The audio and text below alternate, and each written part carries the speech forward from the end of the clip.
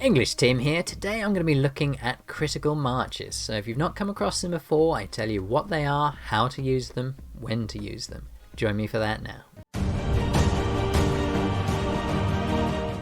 So, point 1. What is a critical march? If you're new to the game or you just don't know what a critical march is, they can be really confusing. So what is a critical march? Well, I'm in the arena here, and I've just clicked the equalize button, and now this is what we call a mixed march. It's not a very good mixed march, but what it is it's a mixture of all my different troops. Now you can use a mixed march and should use a mixed march for when you're starting out. So if you're new to the game, this is a great march. Just mix them up, have more of your better troops if possible, fewer of your worst troops, and this is a good march. When people talk about critical, it doesn't apply to you yet. So unless you've started doing higher level research, and I'll take you there now. So if you go to the research tree, until you're getting to the superior research branch, and specifically Undying Oath, until you've unlocked this and started getting a decent number of levels, don't worry about critical march. If you just want to learn more about it, join me in this video and I will take you through it. It will become much more important the more you play the game. So, number 2. What is the damage done by a critical march? Well, if you check through the notes, it's saying you'll do 180% more damage. And you might say, okay, well that means you should be doing 2-3 times better every attack when you go critical. No, it's not 180% damage every time you attack. It's not even every time you send an attack within an attack. So if you don't know how attack battles work, they work in waves. So you will first up attack the enemy, they will then counterattack, you then attack, they counterattack, and it keeps going like that until a winner is declared. So all your troops won't die in that first attack unless you've got no infantry potentially, and then they might all die, but pretty unusual. So you'll actually have lots of waves of attack. Now each wave will have that chance of having 180% extra damage. The chance is the total bonus, so your total Undying Oath that you've researched. Now if you check your reports, you'll be able to see. So if you check your battle reports, you'll be able to see your critical hit chance displayed here when you've got it set up correctly. Now if you've got critical hit chance and you know it's like 10-20% and this is showing as 0, it means you've messed up your critical march. Otherwise you can use this to know how high it is. So why should you use this critical march? Well, the main point is when this percentage is high enough, you get more benefit from a critical march. That 180% bonus every once in a while is worth more than mixing up your troops. Now a mixed march is good when you're starting out. Having lots of different types of troops, they all fight a little bit differently, and KoA rewards that kind of mixed attack. And this critical hit chance, this is only once you've got a much higher percentage, somewhere around 30%, 35%, somewhere in that region, you'll find that you're going to do better with a critical attack rather than a non-critical attack. So if you're asking how do I make that critical march, key point from the notes is you can only have 6 types of troop. So that doesn't mean cavalry, bow, etc. It means T12 cavalry, T11 bow. 6 of those. Just choose your favorite 6. Which 6 should you do? Now that's an important question.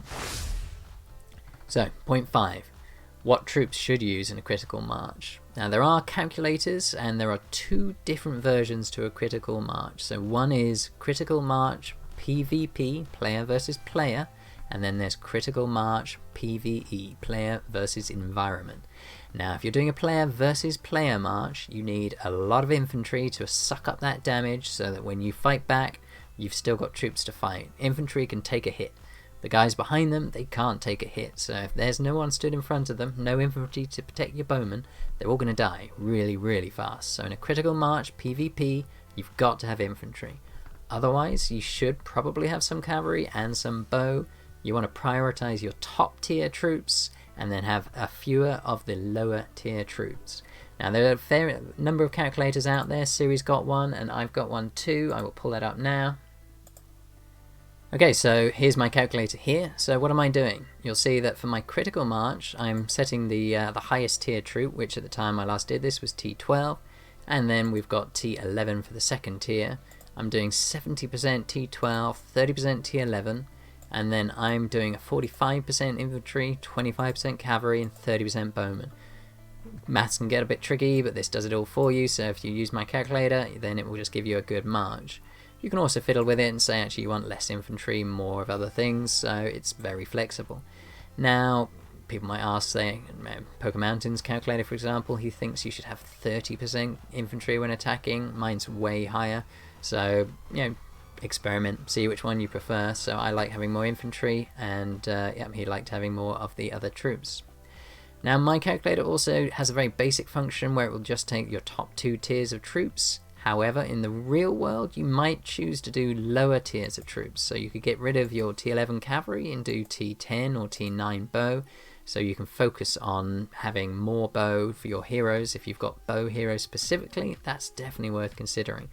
Heroes who really focus on improving your bow, it's worth dropping your cavalry numbers because they're really going to help. So check your heroes. It's about what you're fighting with and what to make the most of it. Now, the only other question is, if you are going to drop your tiers, there's something that's become a bit unusual in King of Avalon. Now, if we check out the training, and if we go here, you can see we've got the different types of troops. We've got light cavalry as T12. Now the T13 is light cavalry as well. Now, if we check the T14, that's light cavalry too. Why have they got light cavalry, light cavalry, light cavalry? In my opinion, it's actually probably better to have one light and one heavy, and you're mixing the benefits of both and the weaknesses of both, so it might well be worth dropping into your first heavy. So keep T11 Beast Riders and then have your best light cavalry as your next one. No point, in my opinion, having T12 light cavalry and T11 light cavalry for having T12 light cavalry and T13 light cavalry. Basically, T12 is the poor man's T13. They have the same skills, same benefits, they're just not as good. So ditch the T12, don't have 2 tiers. That's not going to benefit you at all. So, point 6. How are you going to improve your march?